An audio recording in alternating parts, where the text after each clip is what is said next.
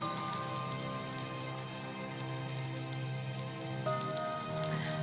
from Hollywood, California, the horror capital of the world, the Boulet Brothers, creatures of the night.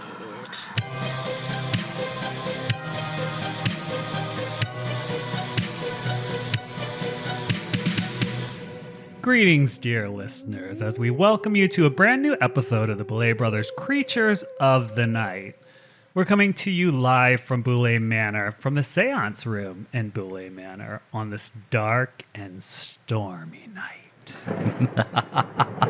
And we are going to pick up on the Yellow Jackets recap because new episodes are coming out regularly. And I have to say this last episode has reignited my love for this season. Okay. They did it right. Like, this was feeling more season one to me. They answered some kind of burning questions that I had, stuff that I wanted to see that I haven't seen all season, and I got to see it on this episode. Well, let's talk about it. Yeah. So what did you like about this episode, and what did you see that you were hoping to see? I think what I liked the most was that it kind of felt like a throwback, and it was tapping the original vein of season one. And Ty, I'm kind of zeroing in on because I think she was like a really fascinating character the first season, even into the second season. When you learned about her mental illness or whatever was going on, it was serious and she was having hallucinations and there were like these dark kind of entities guiding her. And then this, the dark Ty would come out or not come out. And we just haven't heard any of that. Mm-hmm. And I feel like we see some of like Ty's psychosis in full force in this episode. And that makes me happy. It does. Well, the main thing that happened in this episode, in my opinion, was all to do with when they were in the woods and when they were kids, not when they were adults. And it was all about Ben. It was all about what happened with him. So in the last episode, they decided he was guilty because of Shauna's foul influence. That's right. Because Misty almost got the tribe to say Ben is not guilty, but Shauna, with the help of her little lesbian sidekick, like they just mind blasted everybody. Exactly. So she then, at the end of that episode, slit his Achilles tendon or whatever, so he couldn't go anywhere. And they put him in that animal pit where he starved to death, basically. And they were trying to keep him alive because he was the bridge. A vision of, him being the bridge out.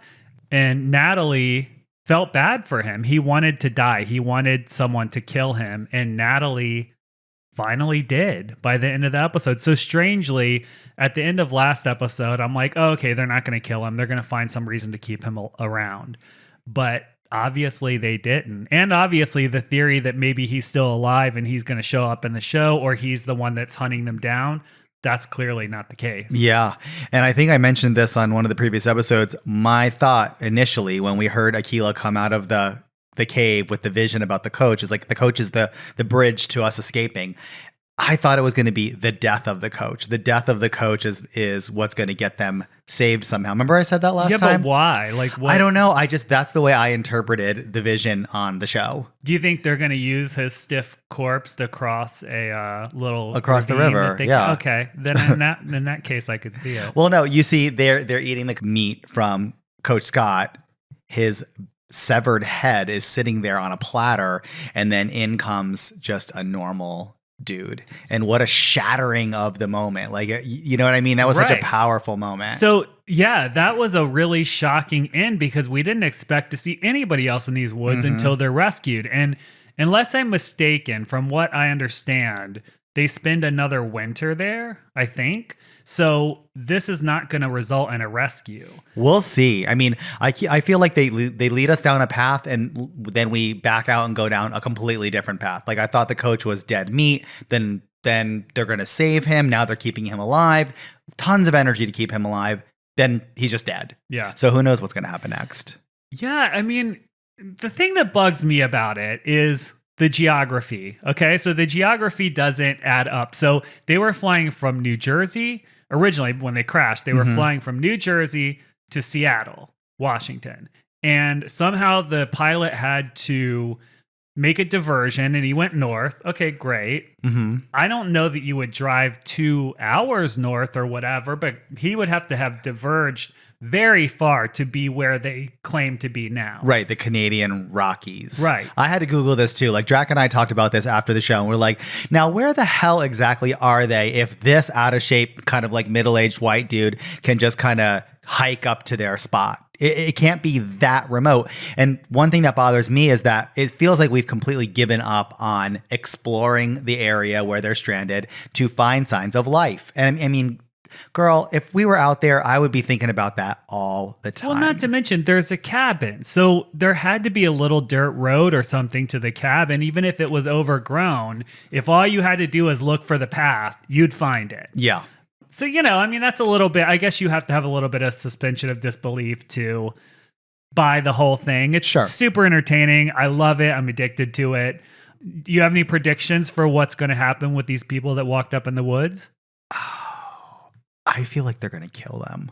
I thought that too. I think they're going to kill them. That's crazy. It's wild. And it would give credence to this idea that they spend another winter there.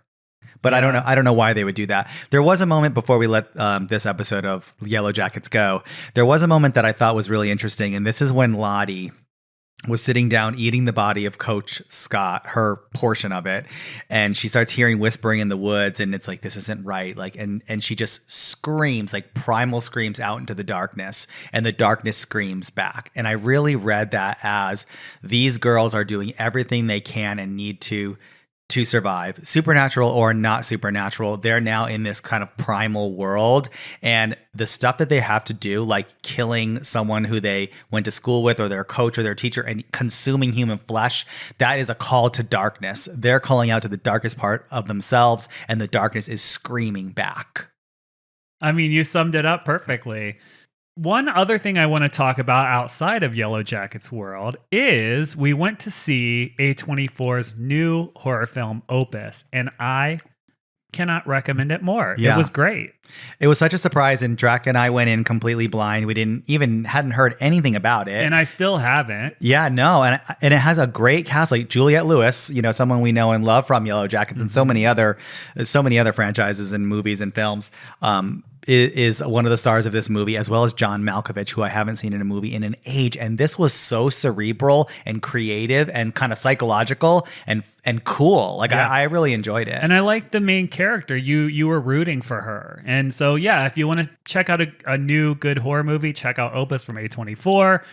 I also want to remind everyone that the tour has been announced and you can get tickets at dragulalive.com. I think the pre-sale's open right now, and what is it, like Friday or something? They're going to open to the general public, I think. I don't know the details, but if you go to dragulalive.com, you can either sign up for the pre-sale or have first access to tickets when they do go live, which should be any second now. And I want to throw this out there too. A little blackbird landed on my shoulder and told me that there may be a couple of cities that they weren't able to lock in time for this initial announce. So there may be some dates, and I've seen some of the comments, and people are going to be happy when those dates get announced because there's going to be more to come. For sure. Everyone's patient at home as usual with everything we do. Patient and non-critical. It's giving non-critical.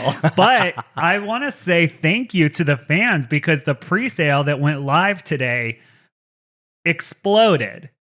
Yeah. A majority of the meet and greet upgrades sold. Yeah. So it's going to be, I'm really looking forward to it. When it sells really well like that, I just get excited. I look forward to it. Me too. We rise to meet the crowd's expectations. It fuels me.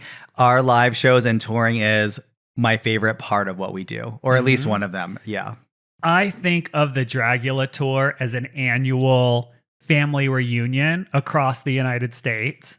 And so I want to encourage everybody to come out, buy tickets for your friends and your family. Come out and be part of our Transylvanian family. That's right. You don't want to miss this punk rock baptism that this country needs more than ever right now. And I can't wait to travel all over the country to spread our message of drag, filth, horror, and glamour. I already told you that I am not a punk rock. But I am. Yeah, you are too. I am not. You don't want to be, but part of your heart absolutely is. All right. Anyways, let's take a break. And when we come back, we're going to be digging into the Boulet Brothers Dragula Season 3. Dun, dun, dun. The Big Bad Season 3, Episode 1. Stay tuned.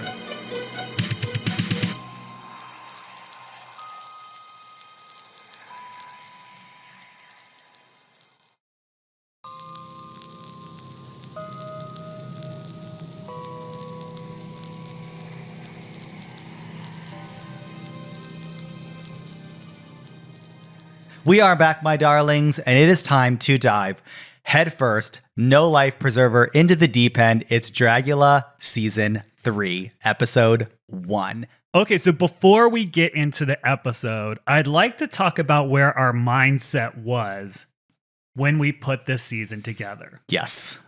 We had just gotten done with Season 2. It was really exploding like wildfire across the world. It was, watchable in every country worldwide, essentially. And the feedback was intense. It was the first time we were exposed, or one of our creative projects were exposed to that large of an audience of people. And I remember it being harsh. We weren't used to it. And us, the crew, everybody was very defensive. We went into Season 3 because the show had gotten a lot bigger. It had a bigger budget, had a bigger crew, everything. And there was a lot of expectations. There was a lot to live up to because Season 2 was incredible. Yeah, and we learned during this period that the fans have almost like an ownership, or at least a partial ownership of the show. They have things that they want to see, and if they don't see them or they don't like what they're seeing, they will let you know. That was just a harsh reality. And I didn't understand it. Now that I watch Yellow Jackets, I understand it. Because I get on this podcast and bitch about Yellow Jackets. And that's the love-hate thing, right? Because like someone you love and someone you enjoy hating are kind of equal in the world of reality TV. Yeah, but I think it's like this, like a show you love and you really are into it. You watch an hour of it a week. It's not enough. You want to read more about it and talk about it with your friends and try to find spoilers and stuff. So like, I completely understand where the fans are coming from, and I do not take it personally anymore. But after Season 2, I sure did. Yeah. I sure did. And this was also a period of like heightened awareness about social issues, I'll say, and everybody had really heavy opinions. Something happened that was extreme between when we filmed Season 2 and when we filmed Season 3. And if I'm correct, it was like 2 years, wasn't it? No, 2 years goes by, and we touch on that in the intro that I'm excited to talk about, because our homage to Halloween 4, which that is absolutely just a clear reference, explains, oh yeah, these two killed all these people. They've been locked up for the last 2 years. And I just loved seeing and hearing that reference again. I'm like, oh, we did it good. For sure. We made it Absolutely. nice. So yeah, we came into the season with a different attitude too, because we are creative forces. We do not like to do the same thing over and over. And Season 2 had a certain vibe and a certain energy, and our intros were campy and the death scenes were campy. Season 3, we were not feeling campy. We were feeling dead ass serious. It's time to lean into horror, because that's what we love, and that's a big reason we started the show. And I wanted to scare people. I wanted to make people uncomfortable. I didn't want them to laugh this season. That's just not what we were doing. And I think that leads into this first intro of the season, which I actually think rewatching it holds up decently well. I think it does too. Of course, when you look back at something you created 6 or 7 years ago, you would make changes. People grow and get better at what they do. And I think I would definitely make some changes, but the spirit of it, like the skeleton, is still great. I agree. And I mean, it was probably one of the more high-end intros we had done at the time. It was pretty ambitious, with the hospital and the ambulance and just all the sets and actors too. Yeah. Absolutely. Having actors in it almost, we did have some before, but not really to this degree. God, I remember that night. The ambulance you see on the show is actually the second ambulance we ordered to set, because the first ambulance that was on its way to that location burst into flame. The driver said he felt heat coming from under the driver's seat. He pulled over and the engine caught on fire and the entire ambulance was just engulfed and completely destroyed. And we have the video. It's like a movie. It's completely encased in flames. They were telling me the story and I was like, okay, like someone's embellishing. Then I saw the video and I was like, holy shit. Yeah. Like a fireball. Yeah, absolutely. So, but anyways, I love the intro. I think it holds up. It definitely has a scarier flavor than previous intros. Oh, sure. Absolutely. And it adds to the mythology of who we are and what we do and like almost urban legend kind of way. And we see the legendary Cornbread Jeté on a drag show for the very first time. Yeah, people probably don't realize that the person driving the car that pulls up to the ambulance and gets out, that is Cornbread Jeté. And Cornbread, a couple of years, it seemed like, it was like, I thought she was going to be a cast member on the show because we have a history with Cornbread where she used to perform at our events all the time. And she sort of came to prominence from winning our Queen Kong Star Search. That's right. So she won the Star Search. She did this sort of Cornbread thing where she got in a baby pool and it was just, she was just had star power. It was messy and it was fun and everyone was on her side. Like what a brilliant night that was. And it didn't end up that she was on the show, but she was still on the show for the same season that she almost was on. I love it. I almost wonder if she wasn't exactly the person that we needed to be on season 3. Oh, you know what I mean? Yes, I do. You know exactly. Yeah. You know what I'm saying? I see because I'm not going to do it. Anyways, people, when we watched this live at the premiere, and the premiere was packed, it was wild. It was so fun and such a moment because I was nervous. I was like, how are people going to react to this? Because very different tonally than season 2. And the crowd, when they first started seeing the intro, they were giggling because they were waiting for the punchline, and it didn't come. Yeah. And they were just silent. And I remember people like, that was eerie, you know? And I was like, good, it's working. I was excited. So let's talk about meeting the cast for the first time. We meet the cast by them being on stage, and then we have a little introduction for each of them. And that season, we sort of had this attitude that everybody's here for a reason, and they have their own demons to fight. Mm-hmm. It's about competing with yourself and elevating beyond your challenges more than it is competing with each other in a strange sort of way. Yeah, I think it's a competition against your fellow competitors and a competition equally against yourself. Yeah, and I think watching it back, Madeline and Priscilla just pop.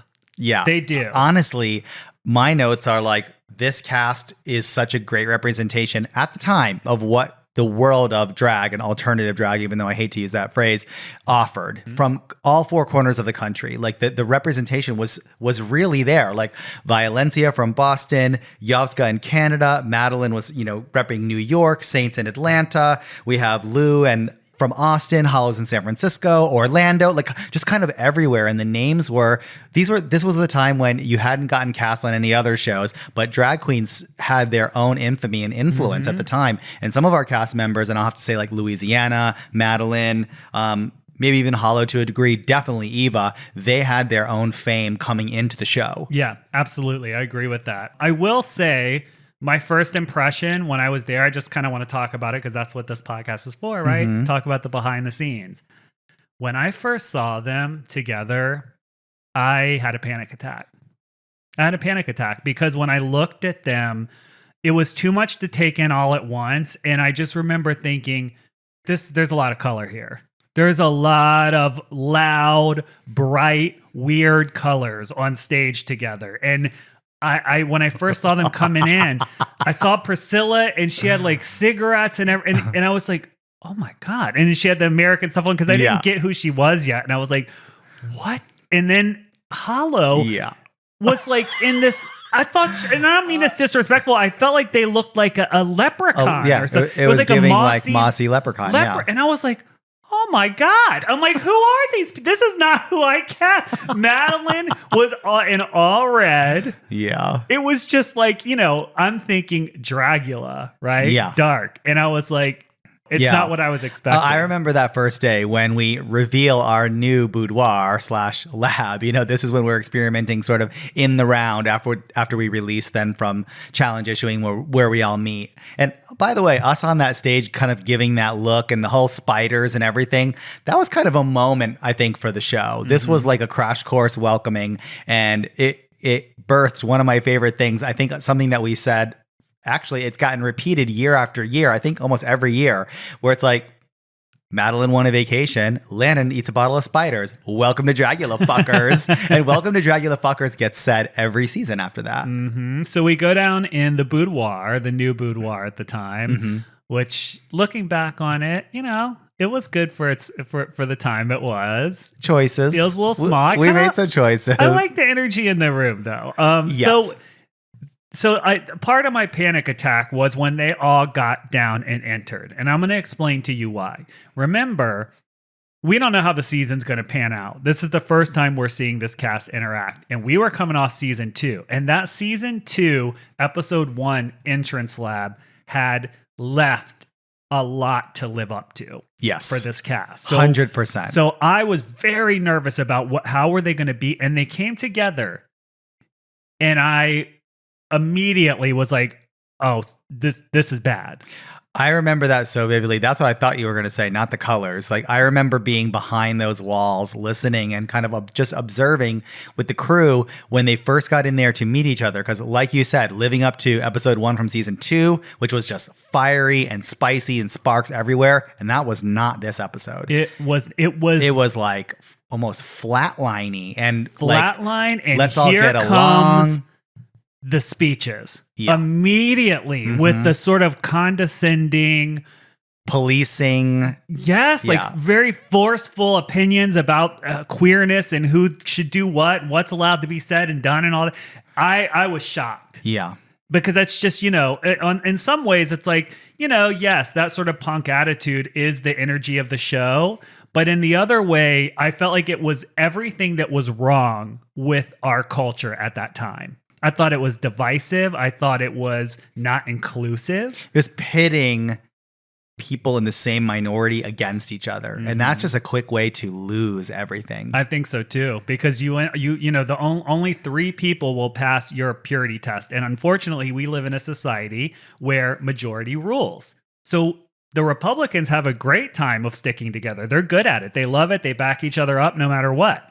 But on this side, the leftists rip each other apart to where there's nobody left. And that just frustrates me because that's how we find ourselves in the situations like we are today, where we basically have a dictator that's destroying democracy. Yeah. It's very frustrating. Some people might kind of scoff at that correlation, but it's definitely there. If you just take that approach, like sort of like that mentality and multiply it across like the Democratic Party, that's what happens. It's all the infighting, and we can't unify to like take down the real baddie who's over there like making all the decisions to limit our rights. Yeah, and you look, I encourage everyone on the show to express their opinion, but I don't think that Hollow necessarily thought in the moment about what the reaction to that would be. I certainly did. I talked to them about it actually one-on-one. Well, not one-on-one, but 2-on-1. And I explained, like, it's fine. Like, you can come at this like this, but I don't think it's going to be received very well. It's something that we learned after season 2. The audience, the internet, comments will kick your ass. Yeah. And you just have to be ready for it. If you're going to come out strong and swinging, you're going to get hit back. Oh, hard. Yeah. Because when you have strong opinions like that, you're going to rub people the wrong way. And, you know, the messages are not bad, right? That was the thing. The messages that were being thrown around were not bad. It was absolutely 1,000,000% the delivery. Yeah. Now, I don't have a problem with it because I love reality TV. Thank God. It makes great reality Thank TV. God Priscilla said fish. That's all I got to say. All right, so let's get into the floor show and our look for the episode. What did you think looking back? Do you think it stands up? What I thought I was watching the screen and I was like, damn, we tried to be real cute with these head cages. They like, were this was cute. a good. I thought they were great. The most uncomfortable thing I have worn, and I have worn a lot of uncomfortable things on Dragula. This was the worst. Yeah, it was. It was the worst. It was. I mean, I think this is the one we were like, let's feel bad for ourselves. Yeah, it was bad. It was really bad, but the image is striking. It's cool. You never really seen anything else like it, and it stands up. This season 3 was when we were like, we're going to lean into us, because as I talked about in our recaps for season 2, we did not prioritize celebrating our drag. Yeah. You know, we didn't want to compete with the contestants, and we were spending so much time making the show happen that we did not do that for season 3. Well, up until this point, we had been using all of our powers, everything that we've learned from our entire life experience to create a show, a platform for queerdos that did not exist and probably would not, who knows how long. But up until that point, we were just using our own resources and all of the drag that we have accumulated over for years. That's what you saw on the show, and no one had ever seen it. So it was okay to put it on the show. But season 3 was the first year where we were like, let's design some new looks, have them made, and present ourselves in a certain way. Exactly. And this was it. And for supervillains, it's kind of cool. I agree with that. So while I did mention that I thought the intro conversation wasn't exactly what I was expecting, what I will say that this cast does extremely well, they put on a killer floor show. It was great. The floor show was great. Everybody looked fantastic. I wouldn't. Almost everybody. And I was just really pleased with what they did on stage. It was elevated from season 2, in my opinion. Yeah. Even the music, and it's not perfect, but you can see the evolution. And that's something we absolutely continued to do, and definitely did then, which was just sort of try to outdo ourselves and become more fully realized year after year, put more money and energy back into the production. And you can see it on season 3. And I realized after that floor show exactly who Priscilla Chambers was. Okay, I want to talk about some standout. I was going to ask you who stood out. Priscilla popped. Priscilla was so badass. I actually think now, looking back, I'm like, I didn't give her enough love. Priscilla almost won. I didn't give her enough love. I know, but she was so like right there, you know? Yeah, it was so sure. good. I think Madeline popped. I actually think Yovska looked Oh my God, incredible. Yovska's on my list too. I'm like, that's an under-celebrated look. And I think at the time, it just didn't strike me, or who knows why. But when I see it now, I'm like, I think it's great. It's from just a digital world or some kind of like Pokemon supervillain. Like, I appreciate it. I do too. And it's so weird, Yovska's experience on the show. You know, it didn't work out the way that they wanted it to. And I hate that, because I really think they have really cool looks. I agree. But it's a competition. Someone has to go home every episode, and most of the cast do get killed and they do not win. That's just, the risk that you take. It's a wild ride. It's like there's expectation, excitement, what you expect of yourself, and then how you can imagine your experience is going to be. And for some people, those dreams pan out just the way that they envision them. But for the huge majority, 9 out of 12 or like 11 out of 14, they're gonna die. Well, like their road is going to end. And they're also not 40 years old where life has beat their ass and they're a little more humble about how they approach an opportunity like this. They're very reactionary. Some of them are very emotional and reactionary in the moment, and it's too much to process, I think. Yeah, it is a lot. I think our guest judges do a great job. Phil Jimenez, who was creating some of the best comic books in the world and still is, he was a voice sharing his opinion about supervillains. And I thought casting and bringing in Fifi O'Hara was kind of brilliant, because it was our way to kind of like just kind of middle finger to Drag Race and be like, this is a villain that you created, and now we're going to create a platform where she is the star. Who is somehow one of the nicest people we've ever worked with. Really, honestly. And we've worked with her multiple times, and it's great. Like, it's wonderful. Very strange. Yeah. So the floor show was great. It was very hard to pick a winner, but Dahlia just was impeccable, I think. She popped in a way that really speaks to Drac and I's appreciation for like sort of two-dimensional, very simple and forward branding. And it just really worked in a supervillains challenge. And everybody knows how we judged it, because you've all seen the show, but it's the moment when we announce extermination that something is about to happen in Dragula world that has never happened before. Yeah, we were elevated. I mean, that was the thing. As the show got bigger, we put everything right back into it. How we have a bigger budget. How do we make these exterminations bigger and better and badder? And that's what we did. And I think you could see Violencia just face crack at the mention of like jumping out of a plane. Let's talk about the two people that were in the bottom. Okay. Because Violencia looked well put together that episode. Very well put together. Her hair was cool. Her makeup was cool. The outfit, I liked it. It just wasn't, it was giving more like I said on the episode, meat for sale. Like it was more like, like that's, and I watched it. I was like, what is wrong? I'm like, why did I say that? But that's how I felt in the moment. Yeah. I think Violencia, I think that was her moment to face.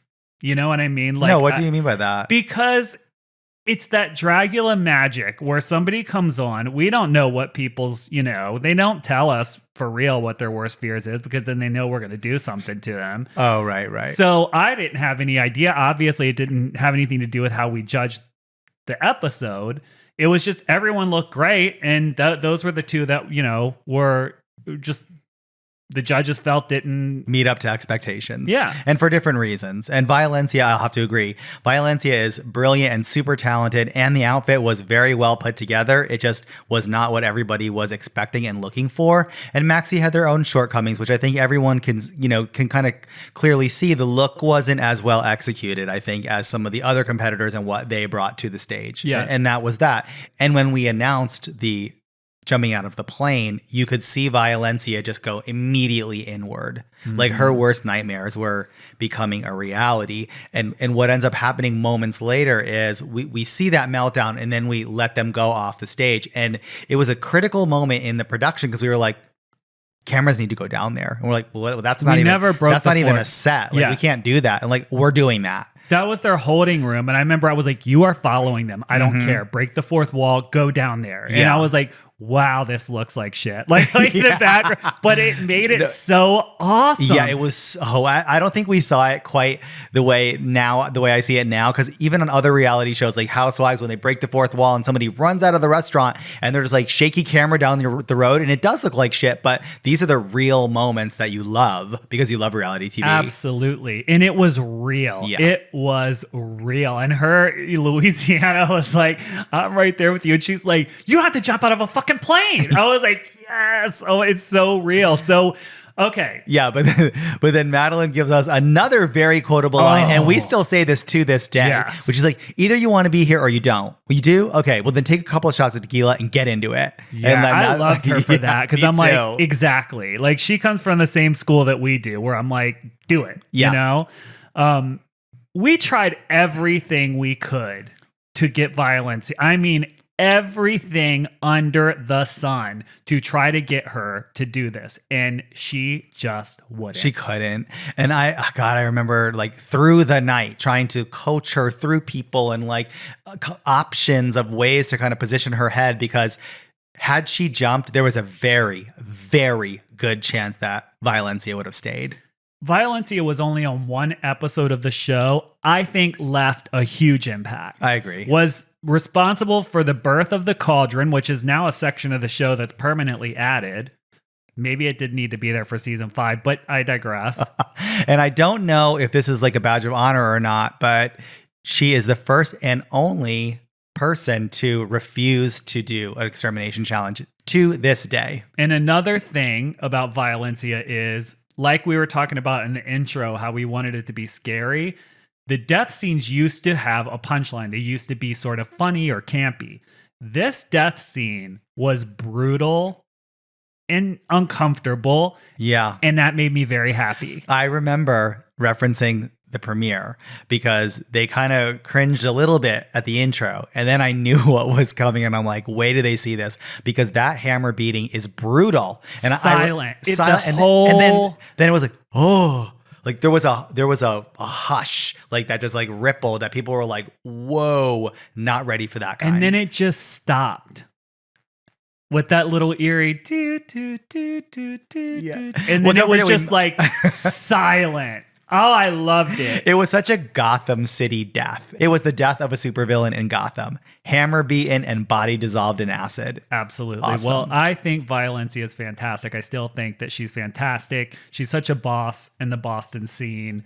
I have a lot of respect for her. Hopefully one day we'll find the right project to put her back on because I think she deserves it. I agree.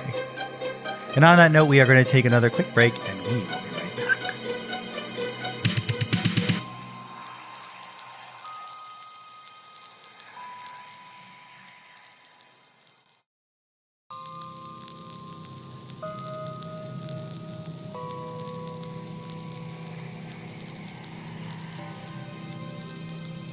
All right, everyone, we are back and it's time to answer your listener questions. I'll go first.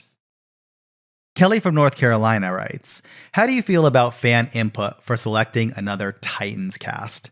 Like letting us vote on monsters or offer our suggestions for fan favorites? Because, girl, I have ideas.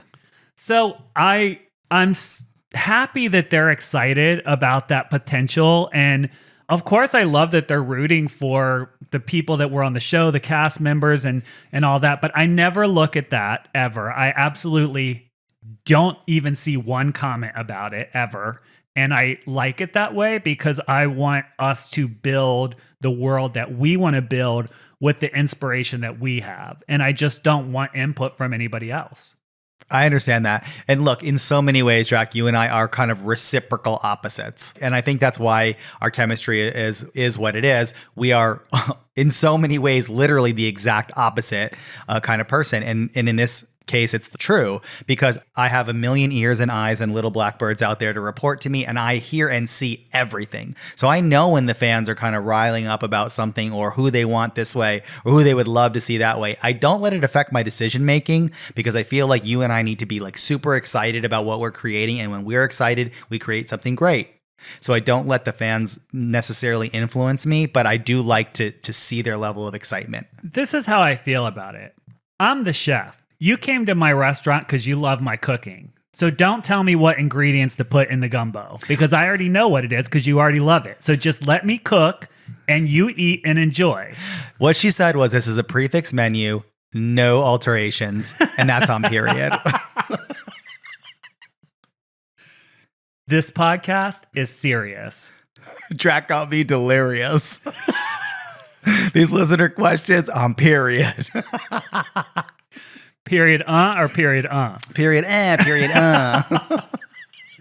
All right, next question. Monica from Las Vegas asks, I was just wondering if Dragula is ever going to tour in Las Vegas or if you would ever have a show there. My daughter and I would love to see you. We would love to see you too. I actually would love to go to Las Vegas. I don't know why the tour doesn't go there. I imagine it has something to do with routing. It does. And it's the same thing about Denver and all of Colorado.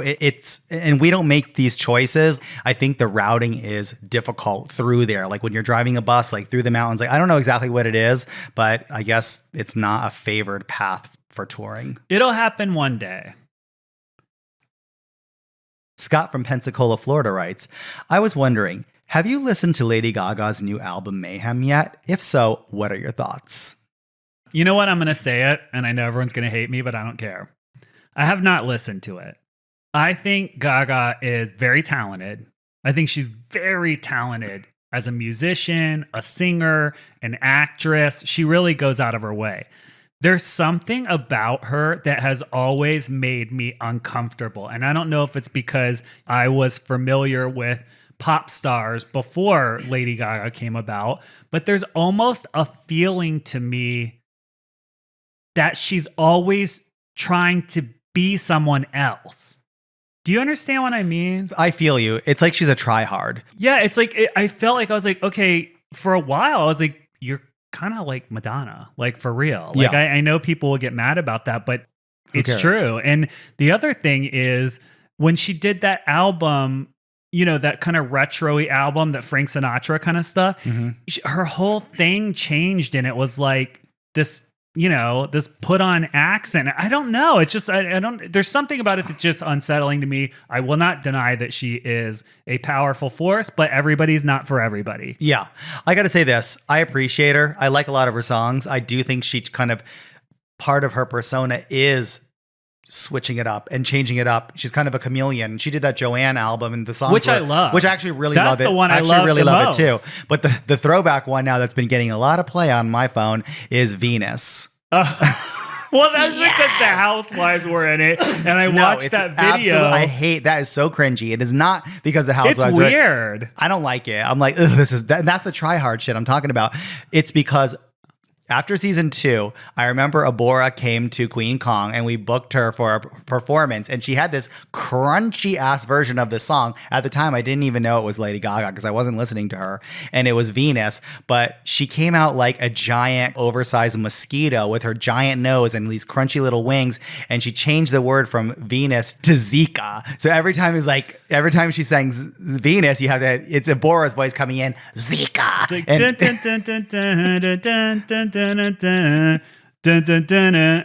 Zika. It was amazing. Brilliant. Yeah. Stabatha from Virginia asks, my question is, if you two experienced a plane crash and were stranded in the wilderness with the cast of Dragula, which season's cast would you want to be stranded with, and how do you think it would go? Who would be the Shauna or the Misty, and would you survive? So, first of all, I would absolutely survive. Let's talk about that. Was there ever any doubt? The main reason is I have country skills, right? So a country I can boy can survive. hunt, fish, build things, do things, so which would probably surprise a lot of people, but that is true. So I have the skills that pays the bills, so I would survive.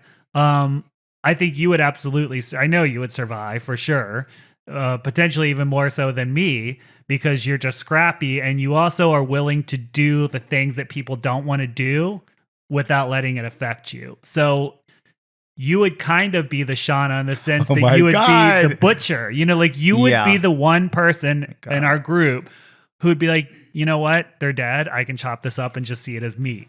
I can't believe I agree with you. I think it's true.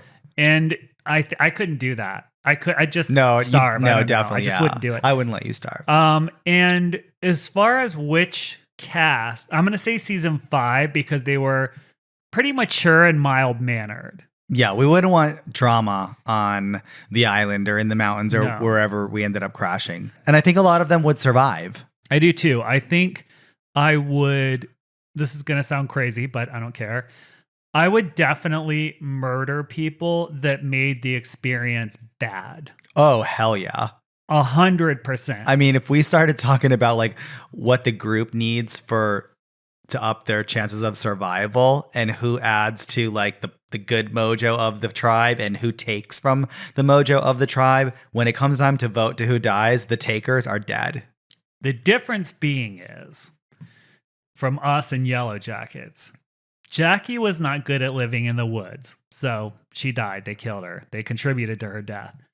On our plane crash, Neo would be similarly ill-equipped to deal with living in the woods, but we would protect her to the death because she's fun. She's fierce and fun. Yeah, she would need the full force of the tribe to survive. She's I agree. fierce, she's fashion, she's fun. Pristine Decay writes, I know you're friends with Don Mancini, and something I've always wanted to know is if he's in any way related to the famous composer Henry Mancini, known for the Pink Panther theme music. If you could ask him and get back to me, I'd really love to know. He is not connected or related in any way. Chris from Dallas asks, if you could have any 2 cast members from Yellow Jackets be guest judges on Dragula, who would you pick? Also, can you get David Howard Thornton on the show? Yes, we can do that. And I would say, for me, I want Natalie. Mm-hmm. I want young Natalie, Sophie Thatcher, and I want adult Natalie, Juliette Lewis. Those are my really girls. fun. I would love to have Christina Ricci on the show. Oh, God, that's so good, too. Damn, yeah. Definitely. Robert from San Diego writes, my question is, what is the process for choosing monsters for returning to Dragula in Resurrections or Titans or even for a regular season? Is it personal growth, creativity driven? Is it monsters that have kept up with you personally or with the Dragula brand? And are there any monsters that have blacklisted themselves from returning to future seasons?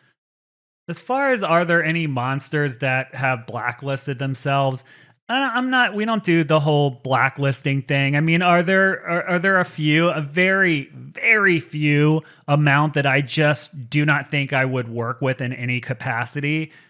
Yes, but I don't wish them ill. I just cannot work with people that don't respect the process of the show or us as judges. You can't really come on the show if that's your mentality. I agree. And I think it's kind of sad because we all share in this experience. It's fun. It's by and large, most, and I say the huge majority of people that have been on the show walk away with at least a decent, if not like a very positive experience.